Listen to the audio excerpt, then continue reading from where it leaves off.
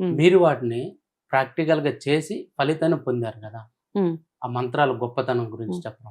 అంటే మనము ఎంత సైన్స్ అడ్వాన్స్ అయినా గానీ, ఆ మెడిసిన్స్‌తో పాటు మనము చేసే పూజలు, మన బిలీఫ్ సిస్టమ్ ఏదైతే ఉంటదో, వాటి మీద గూడా హీలింగ్ డిపెండ్ అయి ఉంటది. ఓకే. ఓకే. ఇవన్నిటికి బేస్ ఎట్లా అంటే మాజే ఒకటి అఫ్‌కోర్స్ ఏదైనా పెద్ద జబ్బొచ్చినా, రోగం వచ్చినా డెఫినిట్‌గా మందులు వేసుకోవాలా. వేసుకోకుండా ఉండొద్దు first and foremost thing. Okay. Okay. హ్మ్. సెకండ్ థింగ్ ఏంటంటే మనం చేసే పూజలు ఇవన్నిటిని గూడా మనకి యాడ్ అవుతదనమాట. అంటే ఓకే. ఈ మెడిసిన్ మీకు కంప్లీట్‌గా వర్క్ చేయాలి అంటే ఇవి గూడా మనకి తోడుగా ఉండాలి. ఓకే. ఓకే.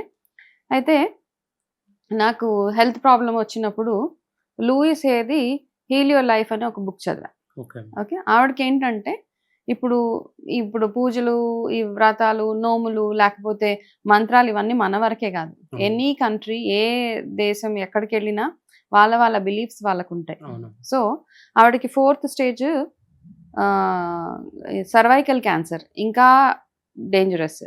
ఆ స్టేజ్‌తో తను డాక్టర్స్ దగ్గరికెళ్తే నువ్వు మాక్సిమం 6 నెలలు బ్రతుకుతావు. ఓకే. ఓకే. నీకిప్పుడు ట్రీట్‌మెంట్ జేసినా వేస్ట్ అని జెప్పేసి